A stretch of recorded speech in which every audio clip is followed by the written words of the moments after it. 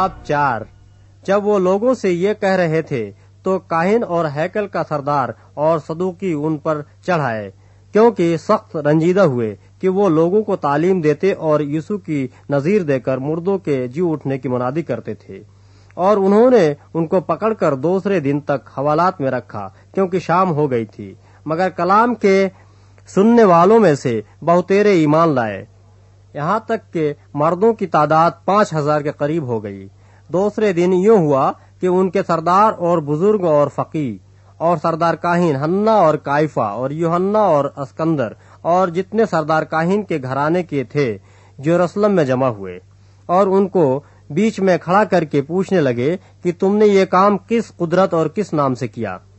उस वक्त पतरस ने रूहुल कुद्स से मामूर होकर उनसे कहा, ऐ उम्मत के सरदारों और बुजुर्गों, अगर आज हमसे उस एहसान की बाबत बाज पुरस की जाती जो एक नातवा आदमी पर हुआ कि वो क्यों कर अच्छा हो गया, तो तुम सब और इसराइल की सारी उम्मत को मालूम हो कि यीशु मसीह नासरी, जिसको तुमने सलीब दी और खुदा ने मुर्दों में से जिलाया, उसी के नाम से ये शख्स तुम्हारे सामने तंदुरुस्त खड़ा है।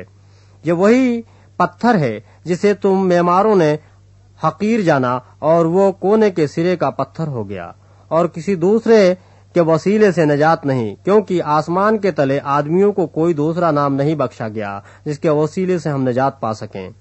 जब उन्होंने पतरस और यूहन्ना की दिलेरी देखी और मालूम किया कि ये अनपढ़ और नावाकिफ आदमी हैं, तो ताज्जुब किया। फिर उन्हें पहचाना कि ये यीशु के साथ रहे हैं, और उस आदमी को जो अच्छा हुआ था उनके साथ खड़ा देखकर कुछ खिलाफ न कह सके, मगर उन्हें सदर अदालत से बाहर जाने का हुक्म देकर आपस में मशवरा करने लगे कि हम इन आदमियों के साथ क्या करें, क्योंकि यरूशलेम के सब रहने वालों पर रोशन है कि उनसे एक सरी मौजज़ा जाहिर हुआ, और हम इसका इनकार नहीं कर सकते। लेकिन इसलिए कि ये लोगों में ज्यादा मशहूर न हो, हम उन्हें धमकाएं कि फिर ये नाम लेकर किसी से बात न करें। बस उन्हें बुलाकर ताकीद की कि यीशु का नाम लेकर हरगिज बात न करना और न तालीम देना। मगर पतरस और यूहन्ना ने जवाब में उनसे कहा कि तुम ही इंसाफ करो। आया खुदा के नजदीक ये वाजिब है कि हम खुदा की बात से तुम्हारी बात ज्यादा सुने? क्योंकि मुमकिन नहीं जो हमने देखा और सुना है वो न कहें।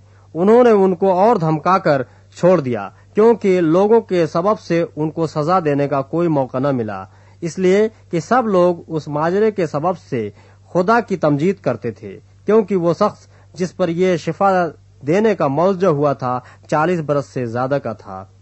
कर अपने लोगों के पास गए और जो कुछ सरदार काहिनों और बुजुर्गों ने उनसे कहा था बयान किया। जब उन्होंने ये सुना तो एक दिल होकर बुलंद आवाज से खुदा से कहा कि ऐ मालिक, तू वो है जिसने आसमान और जमीन और समंदर और जो कुछ उनमें है पैदा किया। तूने रूहुल कुद्स के वसीले से हमारे बाप अपने खादिम दाऊद की जुबानी फरमाया कि कौमों ने क्यों धूम मचाई और उम्मतों ने क्यों बातिल ख्याल किए।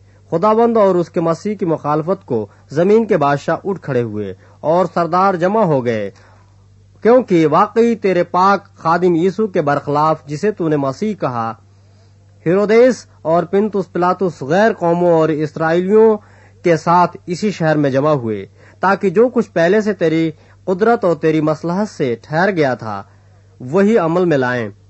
अब ऐ खुदाबंद, उनकी धमकियों को देख और अपने बंदों को ये तौफीक दे कि वो तेरा कलाम कमाल दिलेरी के साथ सुनाएं, और तू अपना हाथ शिफा देने को बढ़ा, और तेरे पाक खादिम यीशु के नाम से मौजे और अजीब काम ज़हूर में आए। जब वो दुआ कर चुके तो जिस मकान में जमा थे वो हिल गया, और वो सब रूहुल कुद्स से भर गए और खुदा का कलाम दिलेरी से सुनाते रहे। और ईमानदारों की जमात एक दिल और एक जान थी, और किसी ने भी अपने माल को अपना न कहा, बल्कि उनकी सब चीजें मुश्तरक थीं। और रसूल बड़ी कुदरत से खुदावंद यीशु के जी उठने की गवाही देते रहे, और उन सब पर बड़ा फजल था, क्योंकि उनमें कोई भी मोहताज न था, इसलिए कि जो लोग जमीनों या घरों के मालिक थे उनको बेच बेच कर बिकी हुई चीजों की कीमत लाते और रसूलों के पांव में रख देते थे। फिर हर एक को उसकी जरूरत के मुआफिक बांट दिया जाता था। और यूसुफ नाम एक लावी था जिसका लक़ब रसूलों ने बरनबास यानी नसीहत का बेटा रखा था, और जिसकी पैदाइश कुफरुस की थी। उसका एक खेत تھا جسے اس نے بیچا اور قیمت لا کر رسولوں کے پاؤں میں رکھ دی۔